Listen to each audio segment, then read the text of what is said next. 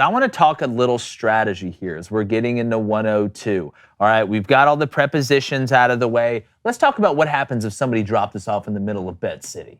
All right, are you going to be able to get your way around? Are you going to be able to use strategy to win money? What I like to do with parlays, and you guys like to mix parlays more than me, especially Blaine. He's had a lot of success mixing NBA bets with NHL bets. A parlay is when you take more than one bet and put it together. Typically, it increases your odds. When you do this, it's a way to win more money while spending less money.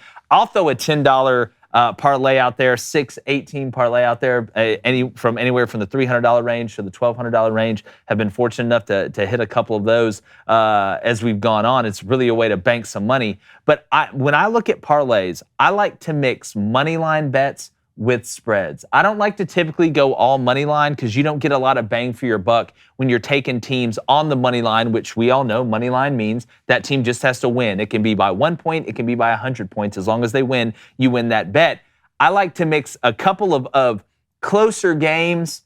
When I look at the closer games, I tend to take those more money line because you aren't getting terrible odds, like I said, like minus 550 or minus 1200. And then the bigger spreads, those are the ones I like to look at. And when you mix those, typically that's my bag. That's my area where I work with. I try and go even, but I don't sit here and set a number for myself. And what do I mean by that? I don't say I'm going to take 8 bets total. I'm going to take 4 on the money line and 4 on the spread. I don't. I look at the 8 and I take the best 8 bets for the 8 games that I like the most. That's just my way. Once you develop your own strategy and you find what works and you find, what doesn't, just like anything in life, forming a routine is important. Now, if you don't have the money to spend, don't go out there and bet every day on sports. But if you do and you're winning and things like that, I just feel like having a strategy and having a plan as opposed to just wildly guessing, which, sometimes works, that's how I do it. Your parlay strategy.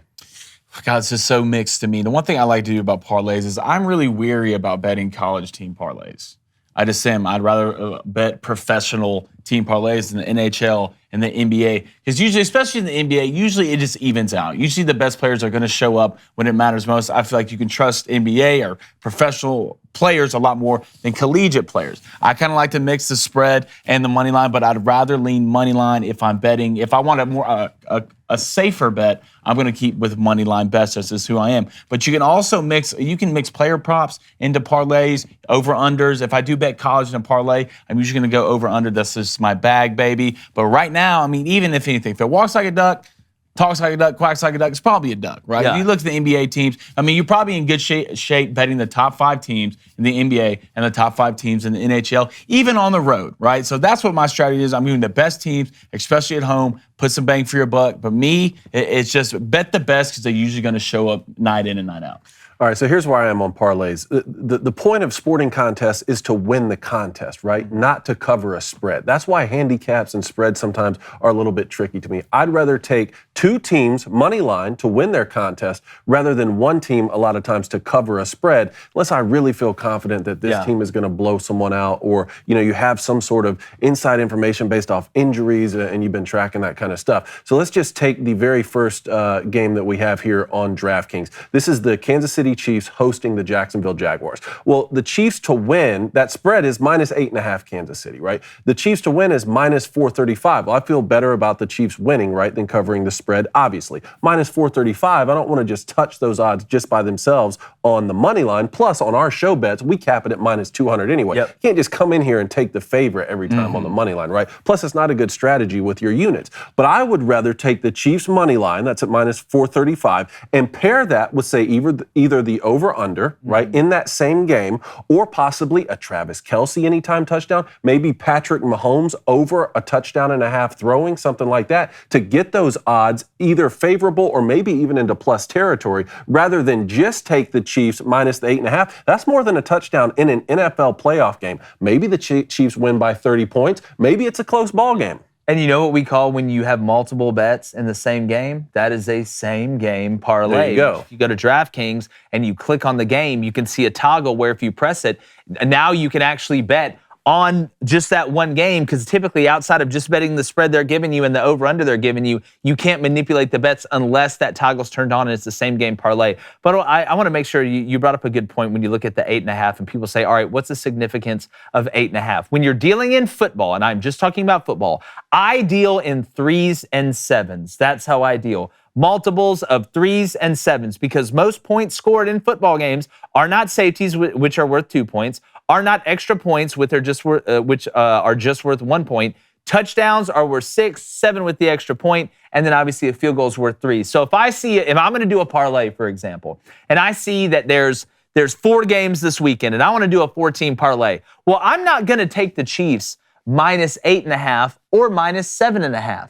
Because that extra half, if they win by a touchdown, which we see teams win by a touchdown all the time, all right, if I feel like they're going to win by a touchdown or more, I'm going to take it at 6.5 on an alternate line. Because also on DraftKings, you can find alternate lines. It's not just the one they give you. When you click on that game, you can find it underneath. So I'm going to take the Chiefs minus 6.5. You look at the Eagles, they're minus 7.5. Let's say I thought the Eagles were going to win the game. But I don't want to put it at 7.5 because if they win by a true touchdown, then I'm going to lose. So why would I not take the Chiefs minus 6.5 and then the Eagles minus 6.5? So if they each win by a touchdown, I still win. Now the odds may be a little bit less, but the odds of me actually making money increase more when I do that. I do the same thing with 3s. If they're a 3.5 point favorite, give me it at 2.5 on the alternate line. I don't want to get caught by the hook. What do me and Peter Pan have in common? We don't want to get caught by the hook. Now, here's a little tip and trick for you. Make sure you do this, especially when you open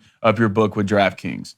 They'll have separate promotions that you can opt in for each sport, whether that's college basketball, NBA basketball, NFL. Don't miss these opportunities. You call them boost. You'll have a little thing on there, you opt in. So right now there's a 30% boost on live bets in the NBA. I'm going to jump all over that, guys. It is free money, and you can thank DraftKings for that. Yeah, and if you want to make a bet, the whole booster there to make bets that maybe you wouldn't get a great return on because they're so likely to happen, well, now you'll get more bang for your buck on that return that's likely to happen. It's kind of a way of evening it out. For sure.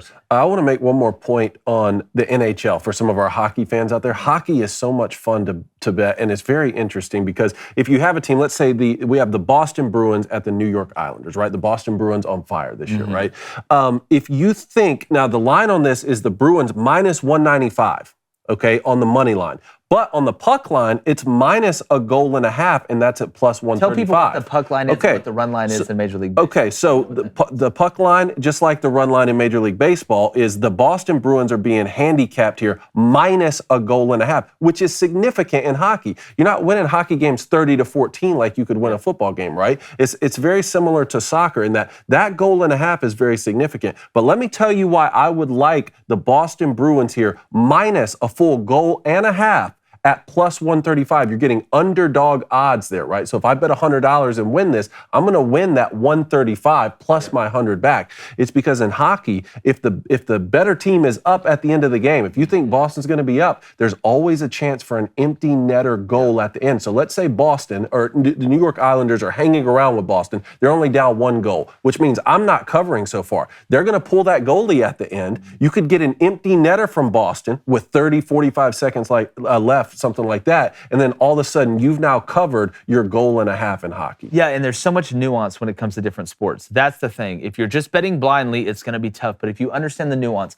like when they take the goalie out, or in basketball, when you look at an over-under, and you're like, all right, you really want to root for the game to be close if you took the over, because at the end, if the game is close and one team is up, what does that other team have to do? They have to foul, therefore getting more points, therefore making the over most likely to hit. I've hit so many overs in the last minute and a half of a game where a team had to start fouling, and then the other team didn't want to foul, so every time they drove, they were able to score pretty much. There's just nuances in the different sports. You see it in football, you see it in basketball, you see it in hockey, you see it in baseball, you see it in golf. It's just understanding your sport. And the last thing I'll say is if you're on a heater and something is working, dance with the one that brought you. Yeah. I'm not a huge trends guy. When I look at bets, I use the eye test. I'll look at, obviously, season records after watching the teams and things like that. But I'm not going to say, all right, well, this team last year was 25-8 against the spread. It's a brand new year. It's a brand new team. I think people can get lost in trends a little bit. I get that it's a real thing, but I don't stake everything that I have on a trend because players change, coaches change, and we know how crazy that sports can be. So again, make sure you're following us at Crain & Company. We go live each weekday morning, 7:30 to 9 a.m. Eastern. We do live call-ins on Monday, Wednesday, and Friday to talk to you, and we're always talking sports betting. Come in and win some money with us. We're up in units again so far this month. We're plus 16 units in hockey, and if you don't know what units are, those are the most important things because that's how you count your money. You can have a bad overall record, and if you're still up in units, you're in the green because it's all about what's in your wallet and what you're going to add. But make sure you add Crain & Company to your watch list.